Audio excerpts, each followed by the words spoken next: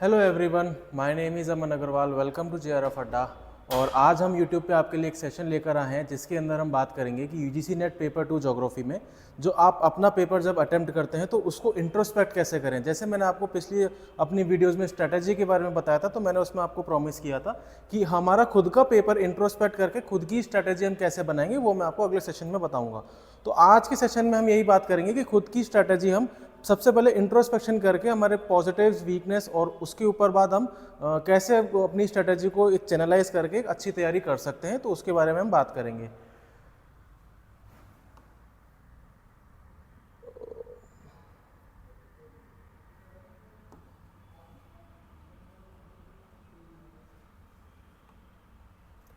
मैं आपको अपने बारे में बता दूं, मेरा नाम है अमन अग्रवाल और मैंने अपना जेआरएफ क्वालिफाई किया हुआ है, यूजीसी नेट 2 बार क्लियर किया हुआ है ज्योग्राफी से, और मैंने जीआईएस सर्टिफिकेशन कोर्स जो एक होता है दिल्ली यूनिवर्सिटी से, वो भी किया है।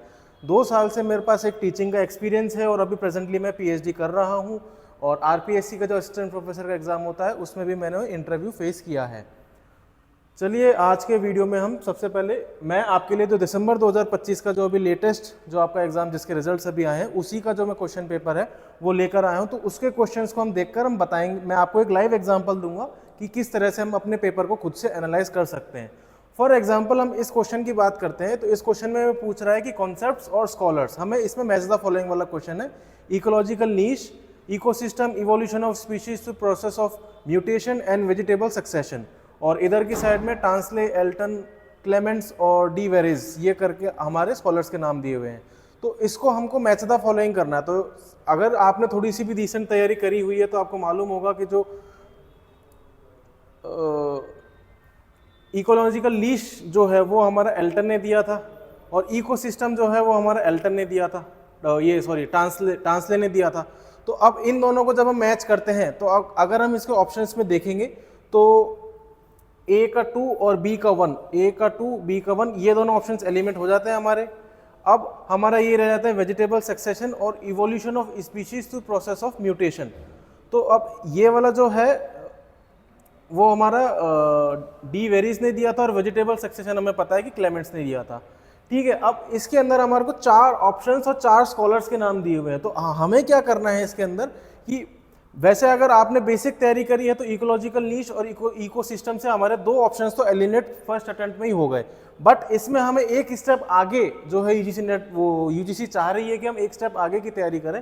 तो हमें vegetable succession, evolution of species of mutation, ये वाले जो कॉन्सेप्ट्स हैं और जो इसके जो थ्योरीज हैं इनके बारे में भी हमें मालूम होना चाहिए। तो इनके जो स्कॉलर्स हैं वो यहाँ से हमें पता चल रहे हैं। बट इन केस अगर इस क्वेश्चन के अंदर हमारा अगर ऐसा होता कि अगर फॉर एग्जांपल 2 आपने मैच करे जो इजी है और उनसे हमारा ऑप्शन फॉर एग्जांपल इसमें अपना आंसर 2 निकल के आ जाता, तो हमें क्या करना होता कि चलो आपको इकोसिस्टम के बारे में पढ़ना है, इकोलॉजिकल नीश के बारे में पढ़ना है, प्लस वेजिटेबल सक्सेशन और प्रोसेस ऑफ म्यूटेशन, इससे रिलेटेड जो भी हमारा कॉन्सेप्ट है, जो थ्योरीज है, जो क्लेमेंट्स और डी वेरीज, अब ये 2 स्कॉलर्स हमारे आ गए। अब इनकी और कोई थ्योरीज अगर है तो वो भी हमें पढ़नी है, प्लस इन दोनों के बारे में भी हमें देखना है। सिर्फ इनके ऑथर्स के बारे में नहीं जानना है, इस थ्योरीज में क्या क्या था वो भी हमें जान के रखना है। तो हमें आपको अब आप क्या करेंगे इसके अंदर कि फॉर एग्जांपल आपका क्वेश्चन नंबर 51 है, इसके अंदर आपको इकोलॉजिकल नीश आता था, तो आपको इसमें ये आपको लिखना पड़ेगा। आप एक चार्ट बनाएंगे और उसके अंदर लिख सकते हैं कि जो आपके बुक ऑफ रॉन्ग्स के नाम से उसको बोल सकते हो आप।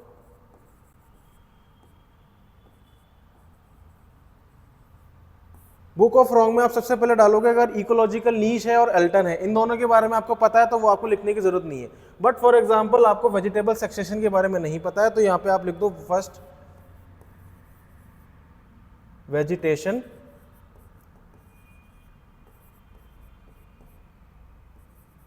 सक्सेशन, और उसके आगे ब्रैकेट में आप लिख दोगे क्लेमेंट्स। इस तरह से आपको एक्सरसाइज करनी है हर क्वेश्चन के अंदर। एक क्वेश्चन मैंने आपको सॉल्व करके दिखाया। नेक्स्ट क्वेश्चन के बारे में जाने से पहले मैं आपको बता दूं, अगर आपको इस तरह से कोई प्रॉब्लम आती है या आपको एक स्क्रैच से आपको अच्छी तरह से अगर आपको पूरी जेआरएफ की तैयारी करनी है, तो मैं यूजीसी नेट जेआरएफ का हमारे जेआरएफ अड्डा के ऊपर पेड क्लासेस चल रही हैं, तो आप जेआरएफ अड्डा के प्रीमियम बैचेस से हमारे साथ जुड़ सकते हैं और अपनी तैयारी को पूरा एक स्ट्रैटेजिक प्लानर के साथ और फुल स्टार्टिंग से आप पूरी तैयारी कर सकते हैं, जिसमें JRF अड्डा प्रीमियम का सिल्वर बैच और गोल्ड बैच, ये जिसमें आपको 1-on-1 काउंसलिंग की फैसिलिटी भी यहाँ रखी गई है। तो अगर आप जुड़ना चाहते हैं तो बिल्कुल जुड़ सकते हैं, स्क्रीन के ऊपर आपके सारी इन्फॉर्मेशन दी हुई है। और अभी इस टाइम पे रिजल्ट सेलिब्रेशन ऑफर जो है वो हमारे एप्लीकेशन पे चल रहा है, और उसके लिए 15% ऑफ के लिए आप ये कोड RC15 यूज़ करके सभी कोर्सेज पर 15% का जो ऑफ है वो आप ग्रैब कर सकते हैं। नेक्स्ट क्वेश्चन की अगर हम बात करते हैं तो अब ये देखिए फिर से इसमें वही है कि एक कॉन्सेप्ट दिए हुए हैं 4 और 4 स्कॉलर्स के नाम दिए हुए हैं। तो अब इसके अंदर trickling down on polarization effect, ये हमें पता है ये हर्शमैन का था कॉन्सेप्ट दिया हुआ। क्यूमुलेटिव कॉजेशन मॉडल हमारा गुनाल मेडल का है। कोर पेरीफेरी मॉडल हमारा जॉन फ्रीडमैन का है, और ग्रोथ पॉल मॉडल जो है फ्रांसिस पेरू का है। ठीक है, अब इसके अंदर हमारे पास जो कॉन्सेप्ट्स टू लर्न हो गए,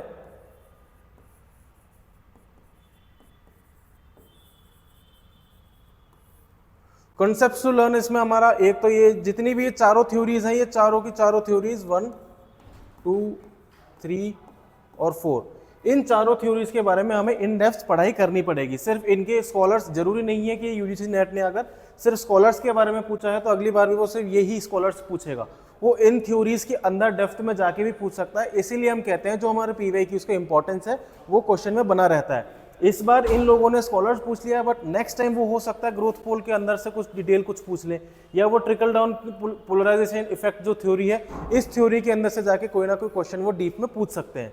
तो इस तरह से हमें आपको कॉन्सेप्ट्स टू लर्न की एक लिस्ट बनाओगे, जिसमें अगर आपको वो क्वेश्चन या कॉन्सेप्ट पूरी अच्छी तरह से आता है तो उसको आपको लिखने की जरूरत नहीं है। बट अगर कोई क्वेश्चन अगर आपको नहीं आता है, इसमें अगर आप जैसे देखोगे तो इसका अगर आंसर हम देखेंगे तो ये हो गया 4, 1, 2, 3, तो इसका ऑप्शन जो है डी ऑप्शन जो है वो इसका करेक्ट आंसर निकल जाएगा।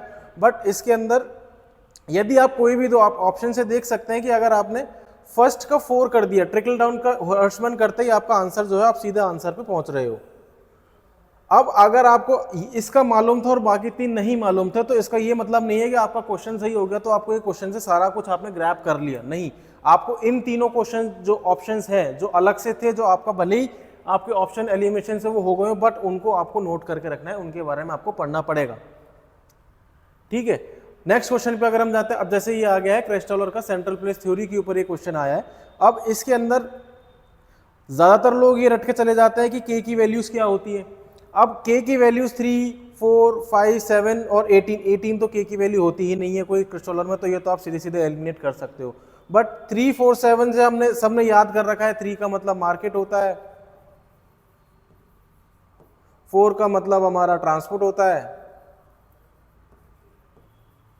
और 7 का मतलब हमारा एडमिनिस्ट्रेशन होता है।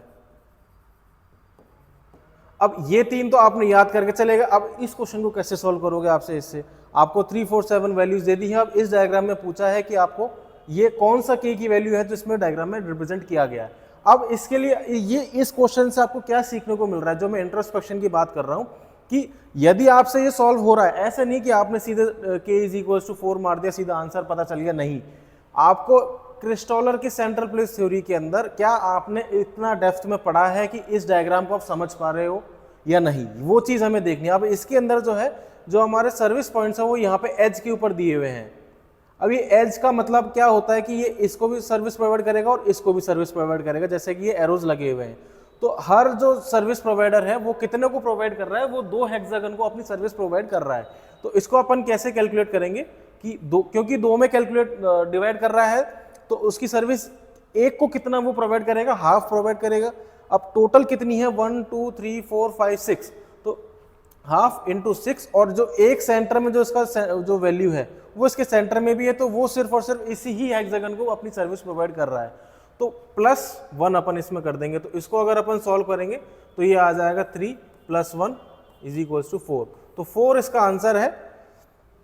k = 4 जो ट्रांसपोर्ट प्रिंसिपल है, ये ट्रांसपोर्ट प्रिंसिपल k की वैल्यू को डिटरमाइन करता है। इस तरह से यदि आप सॉल्व कर पा रहे हैं तो आप गुड टू गो है उस टॉपिक में, आप ये मान सकते हैं कि आपकी तैयारी अच्छी है। बट अगर आप इसमें रट्टा मार के गए हैं या आपको इस तरह के क्वेश्चन से डायग्राम समझ नहीं आ रहा है, तो आपको बिल्कुल सेंट्रल प्लेस थ्योरी को इस लेवल से, इस डेप्थ के साथ आपको पढ़ना पड़ेगा, जिसमें आपको पूरी k की वैल्यू, k का क्या मतलब होता है, और उसके अंदर यदि और कुछ फैक्ट्स एंड फिगर्स या इस तरह की कोई कॉन्सेप्ट्स हैं तो वो आपको डेप्थ में जाके पढ़ने पड़ेंगे। नेक्स्ट क्वेश्चन में चलता है कि arrange the following elements of standard hill slope from bottom to top. ठीक है, अब इस क्वेश्चन के अंदर ये आपको जो एलिमेंट्स ऑफ स्लोप है उसके बारे में आपसे पूछ रहा है। एक सेकेंड, जो एलिमेंट्स ऑफ स्लोप है उसके बारे में अगर ये पूछ रहा है तो इसमें आपको ऊपर से लेकर नीचे तक, अब ये क्वेश्चन पढ़ते ही आपके दिमाग में वो जो डायग्राम हम सविंदर सिंह में आपने नोट्स में कहीं पे पढ़ा होगा कि जो इस तरह से हम बनाते हैं स्लोप, डेवलपमेंट ऑफ स्लोप का इस तरह से एक डायग्राम बनता है कि इसमें ये एक अलग होता है, फिर उसके बाद ये एक अलग पोर्शन है, फिर ये एक अलग पोर्शन है और उसके बाद ये एक अलग पोर्शन है। तो इसको हमारा जो होता है इसको अपन कॉन्वेक्स एलिमेंट बोलते हैं।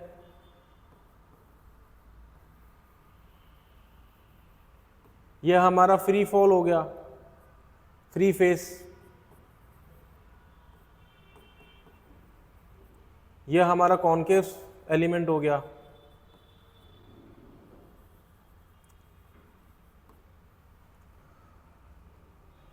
और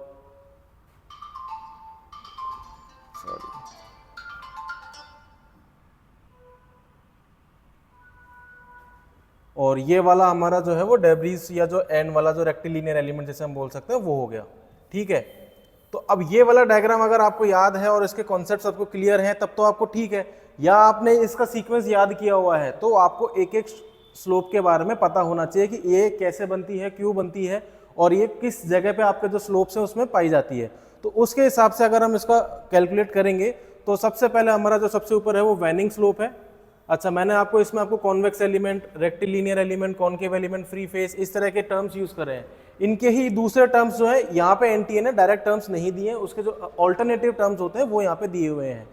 तो waning slope, free face slope, waxing slope और डेब्री स्लोप। तो यहाँ पे जो कॉन्वेक्स एलिमेंट है उसको हमने वैनिंग स्लोप के नाम से भी जानते हैं, तो ये वैनिंग स्लोप सबसे ऊपर आ जाएगा।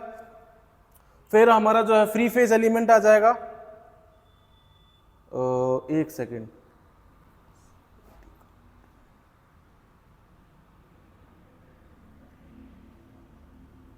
ठीक है। इसके बाद ये जो हमारा फ्री फेस है इसको हम डेब्री स्लोप के नाम से भी जानते हैं। नहीं, एक सेकंड, इसके अंदर डायग्राम के अंदर कुछ ना कुछ थोड़ी सी गलती है, तो इसको आप एक बार अपने बुक में से क्रॉस चेक करेंगे। और इस जो क्वेश्चन है इसके अंदर हम हमारे जितने भी ये सारे स्लोप एलिमेंट्स हैं उसके बारे में आपको वो जो डायग्राम है और वो क्लियर होने चाहिए कि किसके बाद कौन सा क्वेश्चन आता है। तो अब एनटीए ने इसका क्वेश्चन जो आंसर माना है वो ये माना है कि सबसे पहले हमारा जो सबसे ऊपर होगा वो वैनिंग स्लोप होगा, फिर उसके बाद हमारा डेब्री स्लोप आ जाएगा और उसके बाद हमारा फ्री फेस स्लोप आ जाएगा और एन में हमारा जो है जो कॉन्वेक्स एलिमेंट या फिर हम उसे वैक्सिंग स्लोप भी बोलते हैं वो आ जाएगा। ठीक है, इस तरह से आपको इसके अंदर हमारा इंट्रोस्पेक्शन करना है। नेक्स्ट क्वेश्चन अगर हम बात करते हैं, arrange the following humidity provinces correct sequence based on the lowest to highest moisture index as proposed by Thornthwaite. अब इस क्वेश्चन के अंदर आपको ये लग रहा होगा कि यार ये बहुत बेसिक सा क्वेश्चन है कि मॉइस्चर इंडेक्स के बारे में पूछा है और उसमें करेक्ट सीक्वेंस पूछा है लोएस्ट से हाईएस्ट के ऊपर। तो लोएस्ट से हाईएस्ट आपको मॉइस्चर के बेस पे इसको अरेंज करना है। तो सबसे पहले ड्राई सब ह्यूमिड आ जाएगा, फिर मॉइस्ट सब ह्यूमिड आ जाएगा, फिर सब पर ह्यूमिड आ जाएगा, फिर ह्यूमिड आ जाएगा। अब इस हिसाब से आपका जो ये आपका बीडीएसी है ये आपका आंसर आ गया।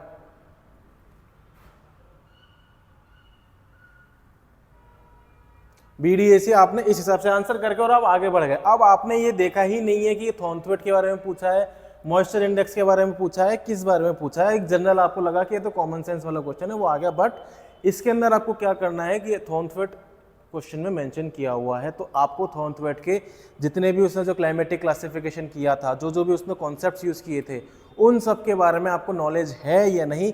You have to be very honest with yourself while determining और answering these questions to yourself. अगर आपका आंसर है यस मुझे सब क्लियर है और उस कॉन्सेप्ट का मेरे को मॉइस्चर इंडेक्स के बारे में भी पता था, उसके बाद में मैंने ये क्वेश्चन को सॉल्व किया है, you are good to go. But अगर आपने लॉजिक लगा के, कॉमन सेंस लगा के इस तरह से क्वेश्चन सॉल्व कर दिया तो आप ये बिल्कुल नहीं मानेंगे कि आपको ये क्वेश्चन या ये कॉन्सेप्ट आता है। आपको इसको नोट कर लेना है कि थॉर्नथ्वेट मेरे को ढंग से पढ़ना है, उसके अंदर मॉइस्चर इंडेक्स को स्पेशली और ढंग से पढ़ना है कि उसके अंदर क्या कॉन्सेप्ट है और उसके अंदर किसका वो इंडेक्स होता है, कैसे वो निकला जाता है, उसकी क्या कैलकुलेशंस होती हैं और उसको कितने पार्ट्स में थॉर्नथ्वेट ने डिवाइड किया था। उस तरह से आपको ये सब सॉल्व करने के बाद ही आप ये इसको मानेंगे कि आपको ये क्वेश्चन या ये टॉपिक अच्छे से आता है।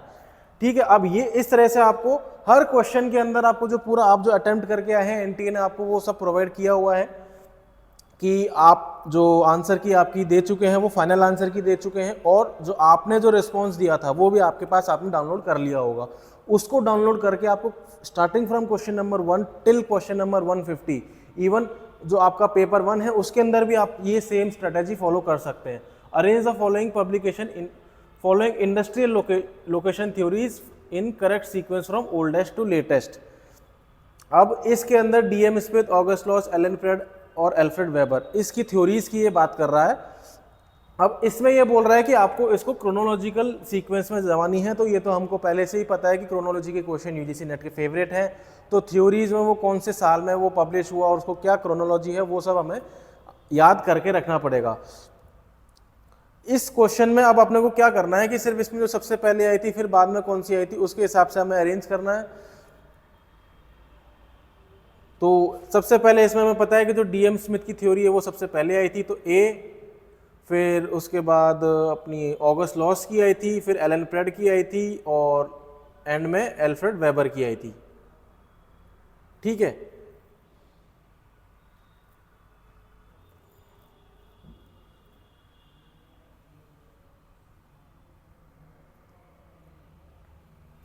नहीं इसके अंदर हमें जैसे अब ये समझ में आ रहा है कि जो एलन फ्रेड है उसकी थ्योरी सबसे एंड में आई थी, तो उसको अगर अपन एंड में करते सीधे एक सेकंड क्वेश्चन पे पहुंच रहे हैं, तो इससे आप क्रोनोलॉजी का सीक्वेंस तो आप ये पता लगा सकते हो कि भाई एक ही क्वेश्चन आपको मालूम है कि भाई सबसे पुराना तो एल्फ्रेड वेबर का था। हमें पता था कि जो फर्स्ट इंडस्ट्रियल थ्योरी लोकेशन जो उसने दिया था वो एल्फ्रेड वेबर ने दिया था।